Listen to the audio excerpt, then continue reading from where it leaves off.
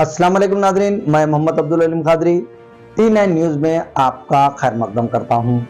अखिलेश यादव जी का तहे दिल से शुक्रिया अदा करना चाहता हूं, उनका, उनके साथियों का, जो उन्होंने आज इतनी गर्मजोशी के साथ हमारा स्वागत किया, हम लोगों को मिलने का समय दिया। अभी उनके साथ काफी लंबी बातचीत हुई। बातचीत का विषय आप लोग जानते ही हैं कि दिल्ली के लोगों ने बहुत लंबा संघर्ष करके, दिल्ली के लोग वोट डालते हैं, वोट डाल के एक सरकार चुनते हैं और उम्मीद करते हैं कि वो सरकार उनके सपनों को, उनकी जरूरतों को पूरा करेगी। और यही हमारा संविधान कहता है, यही भारतीय जनतंत्र है। लेकिन 2015 में जब हमारी सरकार बनी थी दिल्ली में,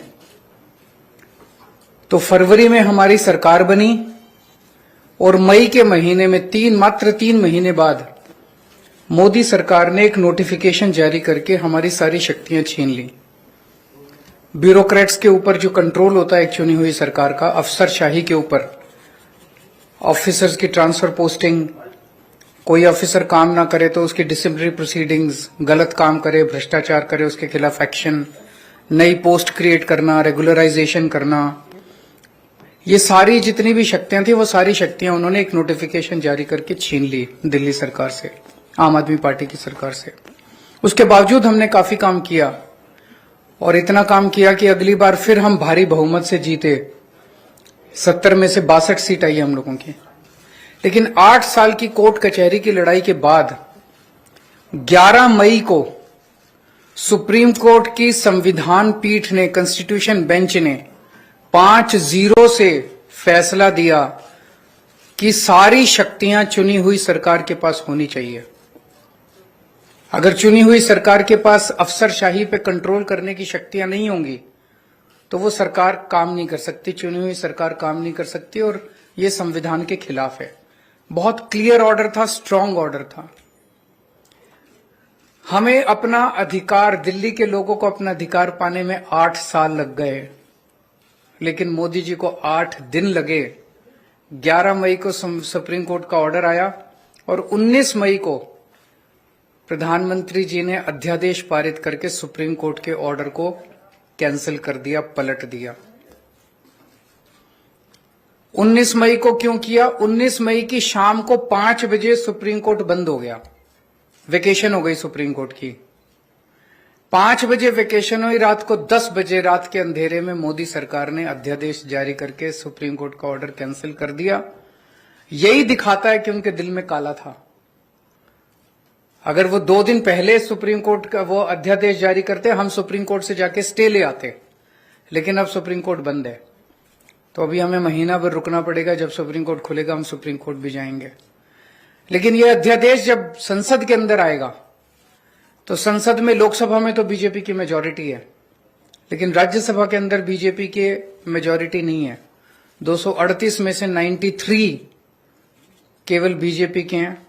तो अगर सारी नॉन बीजेपी पार्टियां मिल जाएं तो इस अध्यादेश को हराया जा सकता है, इसे गिराया जा सकता है।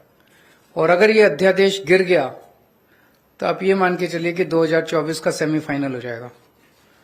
राज्यसभा के अंदर अगर इनका अध्यादेश बिल नहीं बन पाता और हार जाता है, पूरे देश में बहुत स्ट्रांग मैसेज जाएगा कि मोदी सरकार दोबारा नहीं आ रही है।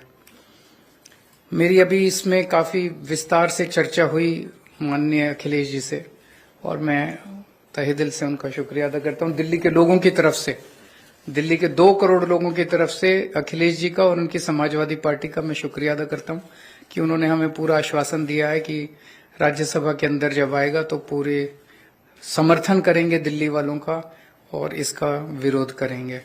मैं अब अखिलेश जी से रिक्वेस्ट करूंगा कि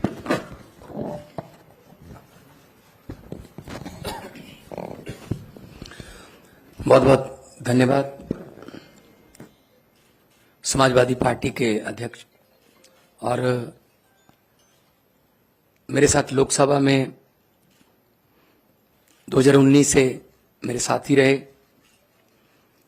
अखिलेश यादव जी, उनकी पार्टी के विधायकगण, आम आदमी पार्टी के नेशनल कन्वीनर और दिल्ली के मुख्यमंत्री अरविंद केजरीवाल जी, राज्यसभा में आम आदमी पार्टी के सांसद भाई संजय सिंह जी और एजुकेशन मिनिस्टर दिल्ली के आतिशी जी और आप सब पत्रकार और मीडिया के जितने भी प्रतिनिधि हैं, जैसा कि अरविंद जी ने कहा, ये लड़ाई सिर्फ दिल्ली के लोगों की नहीं है, ये लड़ाई 140 करोड़ लोगों के अधिकारों को बचाने की है।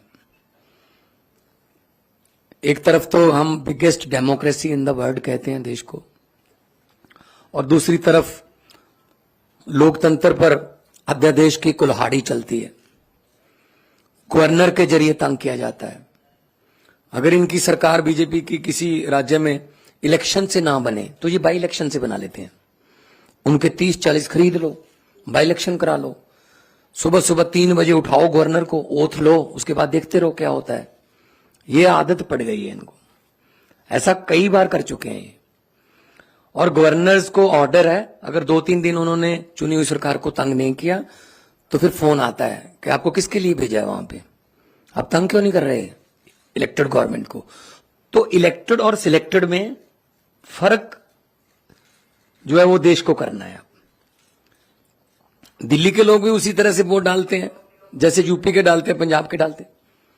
दिल्ली के लोगों, दिल्ली के मंत्री भी वही संविधान की ओथ लेते हैं,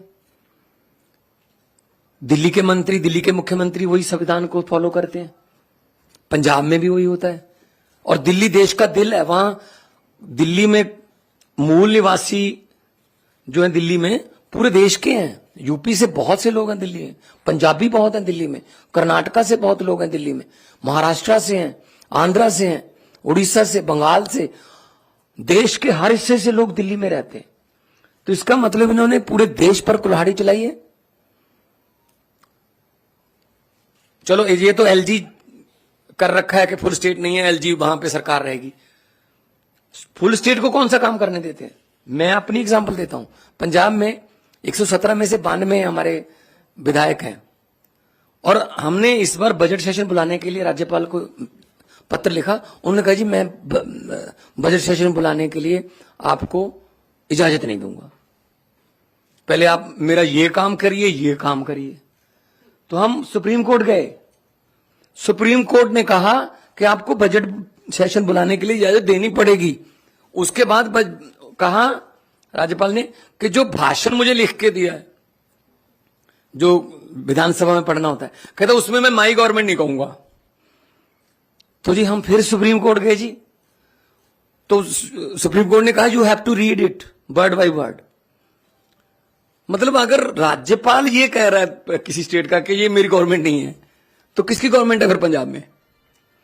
ये राज्य भवन जो है ये बीजेपी के हेडक्वार्टर बन चुके, और जो राज्यपाल हैं नॉन बीजेपी स्टेट्स के, वो स्टार कैंपेनर बन गए हैं बीजेपी के।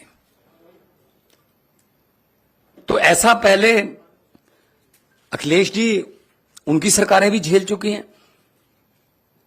ऐसा किसी भी प्रदेश के लिए अध्यादेश आ सकता है कि जी बस आप खत्म, हम शुरू। तो ये लोकतंत्र कहां गया? अभी अमेरिका के जो व्हाइट हाउस के एक बुला रहे थे, वो कह रहे थे भारत में लोकतंत्र जीवित है। वो व्हाइट हाउस से कह रहे थे, यहां बुलाने की जरूरत है उनको। जिस दिन ट्रंप जी आए थे, उनकी पत्नी ने कहा मैंने दिल्ली के स्कूल देखने हैं, सरकारी स्कूल। तब स्कूल कौन से दिखाए गए? केजरीवाल वाले, एमसीडी वाले नहीं दिखाए गए, क्योंकि उनको पता था क्या हाल चाल। तो ऐसे मतलब आप सबको साथ लेके चलिए, सबका साथ सबका विकास। जो जहां चुना गया है उसकी साथ दो। सेंट्रल सरकार के पास शक्तियां हैं, वो राज्यों के अधिकार क्यों छीन रहे हैं? हमारा आरडीएफ का पैसा नहीं दिया अभी तक, हमारा जीएसटी रोक रखा है अभी तक, हमारा नेशनल हेल्थ मिशन का पैसा रोक लेते हैं। हम ये पैसे नहीं देंगे, ये नहीं देंगे, ये नहीं देंगे। ये सरकारें चलती हैं ऐसे क्या? तो ये बहुत ही फेडरल स्ट्रक्चर के लिए बहुत खतरनाक है। और समाजवादी पार्टी आंदोलन से, जेपी आंदोलन से निकले हुए नेता इसमें हैं, और उन्होंने तो बहुत संकट देखे हैं देश पर। तो आज जिस गर्मजोशी से और जिस जो शिद्दत से हमें सम्मान दिया अखिलेश जी ने, हमें इज्जत दी, उसके लिए आप बहुत आभारी हैं। और हमें उम्मीद है कि लोकतंत्र की जो लड़ाई लड़ने के लिए हम इनका साथ लेने के लिए आए हैं, उस लड़ाई में हमारा साथ देंगे।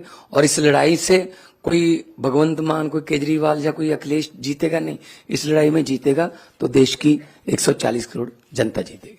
जी अखिलेश भाई।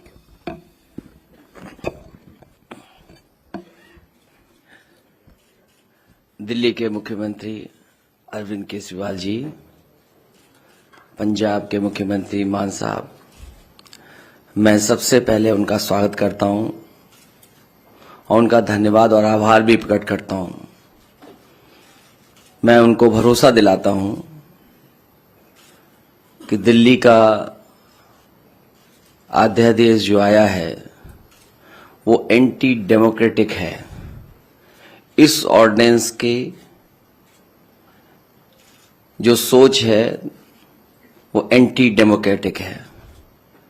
मैं आपको भरोसा दिलाता हूं कि समाजवादी पार्टी का पूरा साथ आपके साथ है। साथ ही साथ जो आप अच्छा काम कर रहे हैं शिक्षा के क्षेत्र में, स्वास्थ्य के क्षेत्र में, वो भारतीय जनता पार्टी को रास नहीं आ रहा। अच्छे काम को बिगाड़ने का काम देश में अगर कोई काम कर रहा है तो वो भारतीय जनता पार्टी है। और आपके अच्छे काम को और अच्छी सोच को देख करके घबरा रहे हैं। उन्हें लग रहा है कि दिल्ली की जनता कहीं 7 बटे सन्नाटा न कर दे बीजेपी को, इसलिए आपके खिलाफ ये ऑर्डिनेंस लाया है। मैं आपका सहयोग करूंगा, साथ दूंगा। हमारे जितने भी सदस्य हैं वो आपके साथ होंगे। Thank you. बहुत धन्यवाद आपका।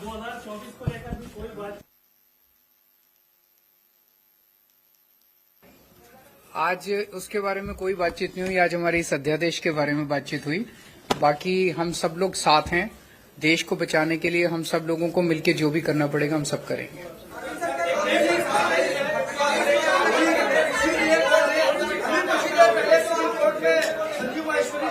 अभी अरविंद सर, आपसे एक सवाल है कि प्रदेश में कानून व्यवस्था को लेकर ये सवाल है कि थोड़ी देर पहले ही कोर्ट में एक हत्या हो गई है, 2 लोगों की उसमें जान दे दी गई है। इसके पहले आप मत पूछिए, आप मत पूछिए, आप आपसे मत पूछिए। देखिए, आप भी वही पूछ रहे हैं, आप भी वही पूछ रहे हैं। अगर समाजवादी पार्टी कुछ कह देगी तो कहेंगे कि समाजवादियों ने मरवा दिया। बहुत धन्यवाद आपका।